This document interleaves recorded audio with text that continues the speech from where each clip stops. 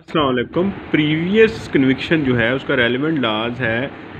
221 sub section 7 CRPC, उसके बाद 245 A CRPC, उसके बाद 265 I CRPC, 348 CRPC, 397 CRPC, 511 CRPC, 384, उसके बाद पाकिस्तान पिनल कोड का 75 है, कॉन्स्टिट्यूशन का आर्टिकल 1 जो है वो 13 है, और उसके बाद पुलिस रूल 1934 का 27 चैप्टर है और उसका रूल 5 है। Chapter 23 high court rules Lahore जो है वॉल्यूम 3 वो भी इससे रिलेटेड है। इंडियन जो लॉ है उसमें एविडेंस एक्ट 1872 है, उसका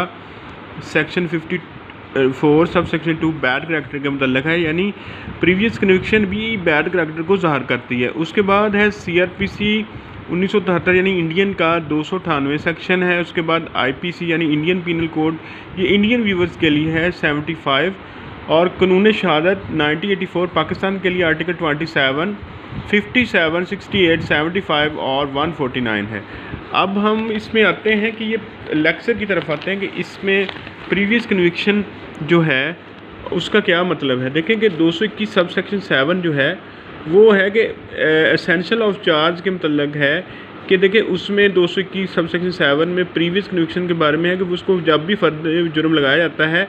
मुल्ज़म से पूछा जाता है कि क्या आपने प्रीवियस भी यही जुर्म किया था, आपको उसमें सज़ा हुई थी। अगर वो कहे कि जी ठीक है तो फिर उसके मुताबिक उसको हैंडल किया जाएगा, उसको सज़ा दी जाएगी। अगर वो कहे कि नहीं जी मुझे तो कोई सज़ा नहीं हुई, तो फिर क्या होगा कि फिर वो सारे फैक्ट्स, डेट, टाइम और प्लेस ऑफ कन्विक्शन जो है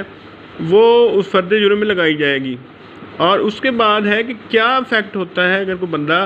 प्रीवियसली कन्विक्टेड हो, तो फिर ये है कि उसकी सज़ा जो है वो बढ़ा दी जाती है जब वो सब्सिक्वेंटली वही जुर्म करे या कोई और जुर्म करे। अब देखेंगे इसमें 2 प्रोसीजर के सेक्शन हैं। नंबर 1 है कि 245 A है, ये है कि जी प्रोसीजर जो मजिस्ट्रेट ट्रायल में है कि प्रीवियस कन्विक्शन जो है अगर हो तो फिर क्या करेगी अदालत, कैसे इसको सजा देगी। और अगर उसमें है कि सेशन ट्रायल है तो 265 I CRPC जो है वो उसमें जो है सेशन प्रोसीजर बताया गया कि कैसे सेशन जज जो है एडिशनल सेशन कोर्ट जो है वो सज़ा देगी। अब इसमें देखें कि ये आ गया प्रीवियस कन्विक्शन का। प्रीवियस कन्विक्शन का जैसे कि हमने पढ़ा है कि इसमें सज़ा जो है वो बढ़ जाती है कि अदालत देखती है कि ये बंदा जो है वो पहले भी यही जुर्म जो है ये कर चुका है। तो अब हमने एक इसमें टॉपिक में आना है, मैंने CRPC खोली हुई है, इसमें अब प्रोसीजर में आना है कि प्रीवियस कन्विक्शन जो है वो और अकीटल हाउ प्रूव्ड, ये सबसे मेन सेक्शन है का कि प्रीवियस कन्विक्शन को कैसे प्रूव किया जाएगा। अब हम इसको पढ़ लेते हैं कि in any inquiry trial or other proceeding under this code a previous conviction or acquittal may be proved in addition to any other mode provided by any law for the time being in force, यानी अगर किसी और जो है ना enactment में previous conviction को साबित करने के लिए मोड जो है वो है, उससे हटकर ये भी एक मोड है। तो इसमें देखिए मैंने 384 लिखा हुआ है, जो कि मैंने वो सेक्शन थे उसमें भी लिखा था। मैं बताऊंगा कि इससे रेलिवेंसी उसकी क्या है। अब देखेंगे इसके 2 तरीके हैं कि by any extract certificate under the hand of the officer having the custody of the record of the court in which such conviction or acquittal was had to be or by a copy of the sentence or order. और यानी देखें कि जिस तरह ना record room होता है किसी भी ट्रायल को, जब ट्रायल की फ़ाइल जो है ना वो रिकॉर्ड रूम में चली जाती है तो वहाँ पर का कोई अफसर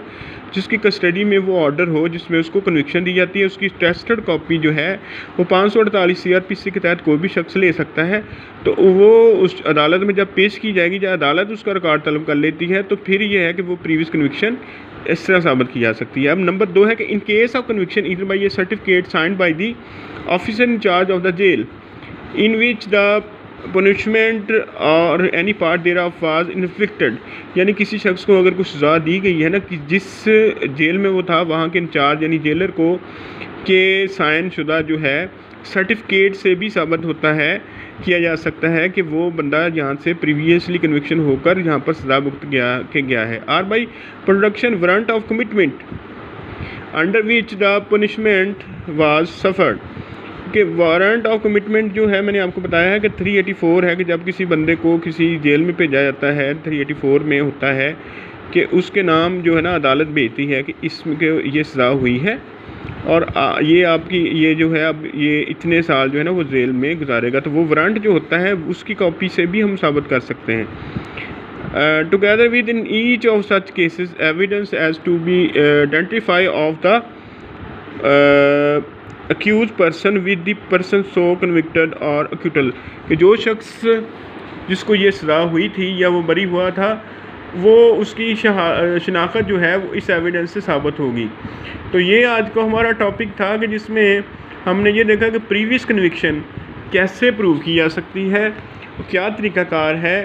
तो इसका क्या होता है। ये जितने भी मैंने 348, 75 जितने भी ये है ना, ये इसी से रिलेटेड है कि प्रीवियस कन्विक्शन हो तो फिर जज क्या करेगा। देखें कि 348 में भी यही प्रोसीजर बताया गया, अगर कोई शख्स जिसको सज़ा हुई और वो उसका ट्रायल किसी ऐसे जज के पास हो कि वो उसको इन्हांस ना कर सकता हो, तो वो फिर क्या प्रोसीजर करेगा। आपने ये सारा जो है सेक्शंस हैं मैंने जो बताए हैं, आपने ये एक दफ़ा पढ़ लेने हैं, ये आपको बहुत काम आएंगे। मुझे उम्मीद है कि आपको मेरा चैनल जो है उसकी वीडियोस पसंद आ रही होंगी। आपसे गुजारिश है कि आप मेरे चैनल को सब्सक्राइब करें, बेल का बटन दबाएं, ताकि मेरे 206 जो वीडियोस हैं वो आपको आप उसको देख सकें, और उसके बाद जो है कि मेरी नेक्स्ट वीडियोस जो हैं उसको भी आप जो वसूल कर सकें। और कमेंट सेक्शन में मुझे ज़रूर बताइएगा कि अगर कोई इसमें फ़र्दर ऐड हो तो हम इसको कर सकें। Thank you so much.